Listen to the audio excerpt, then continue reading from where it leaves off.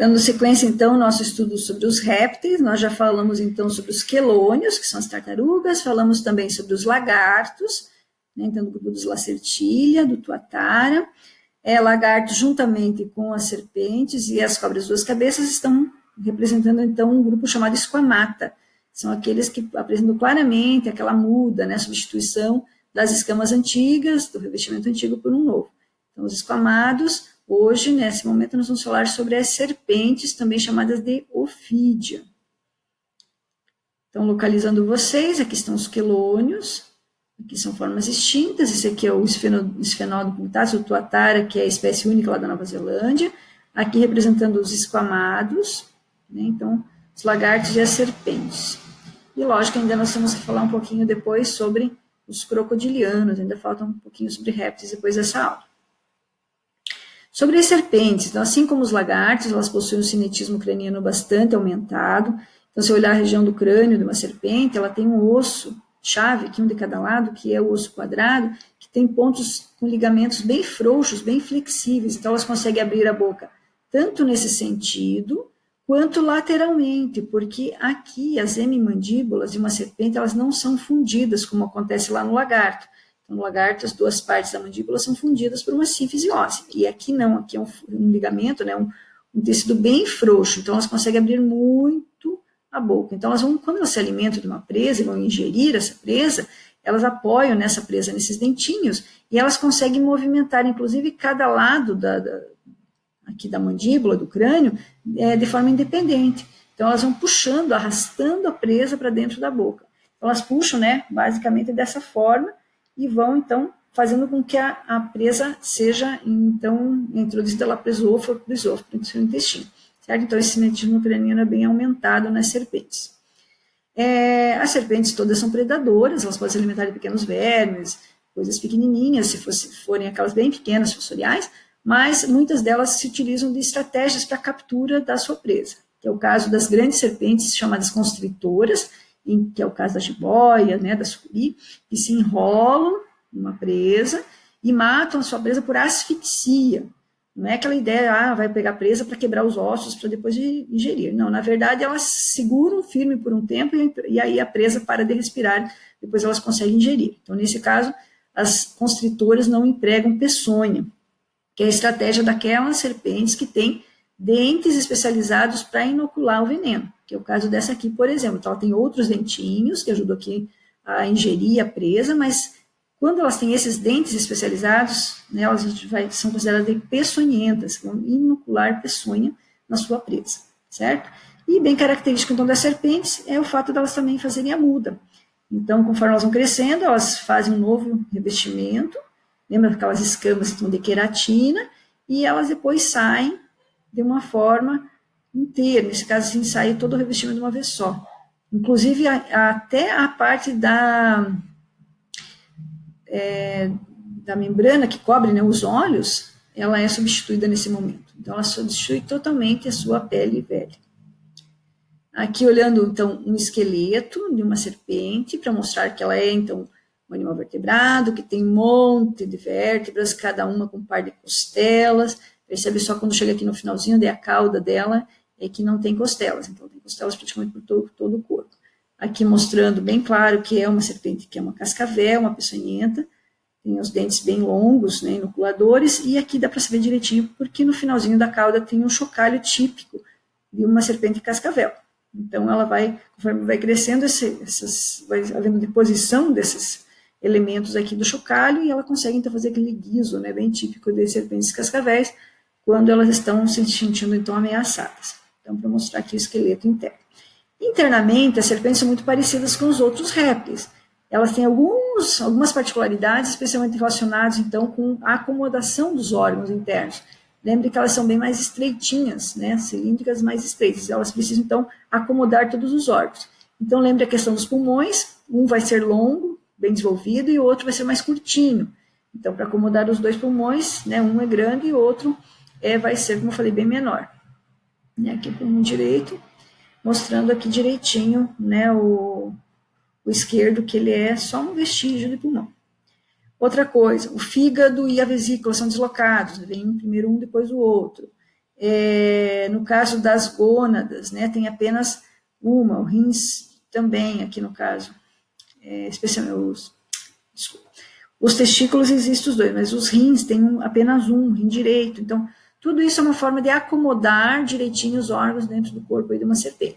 Lembrando que possivelmente as serpentes derivam aí de um ancestral em comum lá com os répteis. Então, algumas poucas serpentes vão ter vestígios internos das cinturas, que é esse ponto onde se apoiam os membros, tá? Mas externamente não tem vestígio nenhum. Então, vamos falar um pouquinho das serpentes que são, né, o padrão então de captura do seu alimento. Em relação à presença ou não de dentes inoculadores de peçonha, nós temos alguns padrões aqui. Isso não é taxonômico, então são grupos de serpentes, embora às vezes não sejam da mesma família, nem nada disso, mas elas têm um padrão semelhante de dentição. Então, nós temos aqui o padrão das chamadas serpentes áglifas, não é que elas não tenham dentes, elas têm dentes, mas nenhum deles é inoculador. Veja que são dentes maciços, geralmente curtinhos. Então, essas normalmente são constritoras, ou são aquelas serpentes bem pequenininhas, que têm os dentes bem pequenos, e não vão, então, praticamente nem utilizar para captura. Tá? Então, essas são ditas serpentes áglifas. Nós temos as chamadas opistóglifas, em que elas têm dentes pequenininhos, e tem um par de dentes mais longos, só que vejam que ele é bem posterior, lá no fundo da boca, certo? Então, por isso, opistóglifos. E nesse caso, esses dentes são inoculadores de peçonha, então estão associados a glândulas de veneno, e eles têm apenas um sulco. Então, quando o veneno sai da glândula de veneno, ele escorre por esse sulco para, então, injetar lá na presa para fazer com que ela se imobilize, né, para imobilizar a presa. Então, é mais difícil termos acidentes com pessoas, por exemplo, com um padrão desse. Mas tem algumas serpentes que são arborícolas, vinícias de árvores, que pode eventualmente conseguir abrir a boca o suficiente para chegar a inocular a peçonha numa pessoa, por exemplo, tá? Mas não é tão comum. As chamadas proteróglifas, elas têm os dentes bem anteriores, diferente desse que está lá atrás, esse que é bem anterior. Só que elas têm a cabeça pequena, a boca pequenininha, e esses dentes são curtinhos e são fixos, certo? E eles têm, no geral, um sulco ou quase um canal fechadinho aqui por onde a peçonha vai escorrer para dentro da presa, da vítima. Então, nesse caso, é o típico padrão lá das serpentes que são como a naja, por exemplo, as serpentes como as corais verdadeiras, né, que estão aqui, que ocorrem na nossa região. Então, são dentes curtos e anteriores, proteróglifos. E aqui nós temos um padrão típico também de uma serpente peçonhenta, daquelas que causam bastante acidentes, né, que é o caso do grupo da cascavel, da jararaca, da surucucu, que elas têm esses dentes anteriores, é como esse, bem anterior, só que eles são bem longos e, inclusive, eles são retráteis, eles estão num osso móvel aqui. Então, esses dentes, eles ficam escondidinhos para dentro. Só quando ela vai picar, ela projeta para fora, inclusive, esses dentes inoculadores. E eles têm um canal, não é mais só uma ranhura, um sulco externo, eles já formam um canal bem central aqui no dente. Então, o veneno escorre por dentro do dente, por isso solenóglifos, porque é um canalzinho que tem, então, aqui dentro do dente. Então, é um par de dentes inoculadores de peçonha. Tá? Então, os dentes nas serpentes, eles podem ser substituídos, tá? Se forem perdidos. É diferente da gente, nós mamíferos, que só trocamos uma vez. Os outros animais, eles conseguem substituir muitas vezes os dentes conforme a necessidade. Certo? Então, áglifas, quando não tem dentes inoculadores, opistóglifas, quando esses dentes são posteriores, proteróglifas, quando os dentes inoculadores são anteriores, mais curtos e fixos, e solenóglifas, quando os dentes são anteriores, longos e canaliculados. Então, aqui um exemplo de uma serpente africana, tipicamente aquela que se alimenta apenas de ovos. Então, veja a questão do cinetismo craniano que eu falei, elas conseguem abrir amplamente a sua boca para poder, então, ingerir. E ali embaixo uma colubrídea, que é um exemplo de uma opistóglifa, se alimentando de uma lesma, naquele caso ali. Então, mais uma visão, agora do crânio, né, um preparo aqui do esqueleto mais real, uma áglifa, típico, por exemplo, de uma jiboia, uma sucuri. Aqui a opistóglifa, né, as proteróglifas anteriores, e aqui as solenóglifas, mostrando aquele osso móvel que eu falei. Então, nesse caso, o veneno escorrendo por dentro do dente. Enquanto a serpente estiver se alimentando, vejo que ela vai demorar um tempo para passar esse alimento aqui. Então, ela tem que continuar respirando. Lembra que é a respiração pulmonar. Então, a parte da faringe que ela forma como se fosse um snorkel, um canudinho. Enquanto ela estiver engolindo a vítima aqui, ela consegue respirar por esse tubinho que é formado aqui pela faringe. Então, é bem interessante no caso das serpentes. Aqui mostra tipicamente uma serpente, né, solenóglifa, aqui a glândula de veneno. Mostra aqui também, bem típico, como a gente falou já, dos lagartos de Tuatara, né, que existem os tais órgãos de Jacobson, que é aquela região olfatória, né, que fica, se abre para dentro da cavidade bucal, então ele é um órgão olfatório, mas ele vai ser de um olfato além daquele que é observado lá na narina. Então, os órgãos de Jacobson, eles vão detectar especialmente os feromônios, né, para comunicação dentro da mesma espécie, entre macho e fêmea, por exemplo. E nesse caso aqui, lembrando que a língua bífida, típica das serpentes, quando ela projetar no ar, ela pode recolher e passar, então, aqui no céu da boca, para poder sentir, né, esse sinal químico do ambiente. Aqui a fosseta loreal, veja que está apresentando esse tipo de serpente, ela está uma de cada lado do corpo, e ela é aquele órgão, então, termorreceptor, que detecta calor. Então, é bem típico de uma subfamília das serpentes peçonhentas, que tem aqueles olhos, né, com uma fenda, que a pupila é uma forma de uma fenda vertical, a cabeça, aquela cabeça mais triangular. Então, é bem típico da subfamília Crotalini, da família Viperidae. Só alguns exemplos aqui para vocês pensarem um pouquinho, né, quem são as serpentes, não ficar sempre só com as mesmas imagens, porque nós temos várias famílias que são de serpentes fossoriais, aquelas que vivem embaixo da terra, bem pequenininhas, cabeça bem pequena. Puxa vida, difícil, né, porque nós temos lá as cobras de duas cabeças, nós temos lagartos, ápodes, nós temos as cecílias, que são anfíbios, todos são chamados muitas vezes de cobras. Então, aqui também nós chamamos de cobra cega, por exemplo, às vezes os olhos pequenininhos ou degenerados. Então, são serpentes, elas são do grupo das serpentes, e muitas vezes a gente chama também de cobras cegas. Então, é bem complicado aí você definir, né, se é um réptil realmente, ou se ela traz até um anfíbio, né, que é fossorial, como o caso das cecílias. Mas não esqueçam, todo réptil tem escamas epidérmicas córneas. Uma família que é bem característica também, a família Boidae, onde nós temos o caso da sucuri, que está aqui, o Nectis, nós temos o caso das jiboias, estão aqui, mesmo a piton não é nativa do Brasil, mas às vezes a gente vê, né, em zoológicos. Essa aqui é uma forma albina, essa aqui é uma forma com padrão de cor mais típico da espécie mesmo. Elas são da mesma família aqui da sucuri. Então, são as grandes serpentes, não são peçonhentas, elas são chamadas áglifas, inclusive, né? Então, muitas delas são arborícolas, né, sobre as vegetações, e são constritoras, então elas capturam sua presa por constrição. Temos aqui uma família maior que já mudou muitas vezes aqui os gêneros de local dentro dessa família, enfim, mas é um grupo que a gente pode considerar aqui como daquelas serpentes que a maioria é opistóglifa, algumas são áglifas também, são as grandes serpentes constritoras dentro do grupo também.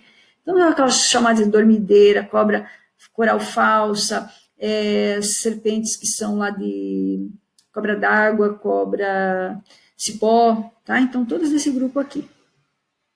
Aqui, ó, essa cobra cipó, ela é uma opistóglifa, só que nesse caso é uma das que pode causar acidentes até sérios, muitas vezes, embora elas não estejam na lista das peçonhentas, pelo fato de serem opistóglifas, elas podem, então, causar algum dano maior se elas conseguirem, então, inocular a peçonha. Aqui nós temos uma dormideira, uma colubrídea, mas o padrão de cor lembra muito uma jararaca, mas a cabeça dela é bem redondinha, os olhos pequenininhos, então a gente sabe que não é uma serpente, né, peçonhenta, pelo padrão aqui. Lógico que você não vai chegar tão perto para ver de pertinho isso, mas ela tem um padrão de cor bem parecido. A Espilotes é um gênero comum aqui na Mata Atlântica, na região costeira. É uma serpente bem grande, ela é bem bonita, colorida, mas ela é uma serpente áglifa, então ela embora seja família Colubrídea, ela vai se alimentar então por constrição também. Aqui mais uma anelada para mostrar que tem várias espécies de serpentes que têm padrões, né, vermelhos, amarelos, na forma de anéis. Agora, falar um pouquinho sobre as peçonhentas, consideradas realmente peçonhentas, as maiores vilãs aqui, digamos, da nossa região. Então, a família Viperidae, dentro da família Crotalini, que são as chamadas víboras ou serpentes de covinha, que são presentes aqui nas Américas. Então, observe aqui o olho, e aqui tem aquela cavidade, que é da fosseta loreal. Então, fosseta loreal não está presente em todas as serpentes da família Viperidae, apenas uma subfamília, que é aqui das Américas. mas todas elas têm. Então é bem fácil saber que toda serpente que tem covinha, que tem as facetas loreais, elas são peçonhentas, porque elas são dessa subfamília aqui. Então, nós temos aqui os gêneros que são das jararacas, do urutu, cruzeiro, né, que são serpentes, esse padrão de coloração bem característico, essa cabeça bem característica triangular, certo? Então, vale muito para essa subfamília. Né, os olhos, então, com aquela pupila vertical, então, o corpo, né, bem robusto, e termina lá numa cauda bem curtinha. A diferença entre uma jararaca, uma surucucu, e uma cascavel, especialmente o finalzinho aqui da cauda. Ó. A laquesis, que é a surucucu, ela tem uns espinhozinhos no final da cauda. A jararaca não tem, a cauda termina de forma contínua. E a jararaca e a cascavel, desculpa, ela tem aquele chocalho típico. Então, todas elas são solenóglifas, aqueles dentes projetados então para trás. Aqui nós temos, então, da família Viperidae ainda, mas não do Brasil, não aqui das Américas, lá do Velho Mundo, do outro lado do oceano. Ela também tem aquele mesmo padrão de cabeça triangular, tudo certinho. Mesma família, ó, Viperidae. Só que é uma outra subfamília. Nesse caso, elas não têm a faceta loreal. Elas são peçonhentas também, certo? Então, todas as serpentes crotalíneas, que é a outra subfamília, tem facetas, são peçonhentas. E aqui mesmo as que não têm, mas que são dessa família aqui, que são as solenóglifas, elas são as víboras verdadeiras lá do Velho Mundo, elas têm, então, são peçonhentas. E perceba que o padrão de escamas delas são mais triangularzinhos, a gente chama de padrão carenado de escamas, que é diferente das outras serpentes, que elas são mais arredondadas. Então, isso é uma característica também dessa família. E aqui, uma família que também é de serpentes bem peçonhentas, que é a família Lapide. Aqui no Brasil nós temos as corais, são várias espécies, são 2 gêneros, o principal é o Micrurus, que são as corais verdadeiras, e que elas têm esse padrão de cores bem característico, que é especialmente então o preto, o vermelho, o branco e alternados. Então elas são serpentes com esse padrão anelado de coloração. Veja que a cabeça é bem pequenininha, são aquelas que têm aqueles dentes anteriores, né, que são fixos. Então no caso das corais, a gente sabe que é uma coral verdadeira se você conseguir olhar o ventre dela. Então esse padrão de anelação não é só dorsal, ele contorna todo o corpo. Uma falsa coral, ela só tem esse padrão no dorso, e essa aqui tem, né, no dorso e no ventre. Nem sempre elas têm esse padrão de coloração, nós temos algumas serpentes, micrúrios, que são aneladas, e elas têm esse padrão mais escuro, lá na região da Amazônia, principalmente. Tá? Da mesma família, só que não é nativa do Brasil, nós temos as najas, que são bem típicas por esse capelo, essa expansão lateral do corpo, e pelo fato de elas conseguirem também se elevar nessa parte anterior do corpo. Algumas najas são ditas cuspideiras, porque elas conseguem abrir a boca e esguichar de uma certa distância aí o veneno. Tá? Então, as najas não são nativas do Brasil, são da mesma família da coral, mas não são daqui, e por isso é bem complicado. Se alguém tiver alguma serpente, né, às vezes ilegalmente, e ela picar a pessoa, como aconteceu um caso agora esses dias, né, com um jovem, que tinha uma de estimação, a gente não tem nem soro produzido no Brasil, já que ela não é nativa. Então, para as outras serpentes peçonhentas, existe o Instituto Butantan, que produz os soros, né? Se a pessoa realmente acabar sendo picada por uma jararaca, uma cascavel, uma surucu ou uma coral, então existem os soros, né, anti cada uma delas. Então, antilaquésico, antibotrópico, anticrotalínico, né? Então, nós temos soros para cada uma das famílias aí, dos gêneros aí de serpentes peçonhentas. E aqui alguns exemplos de serpentes marinhas.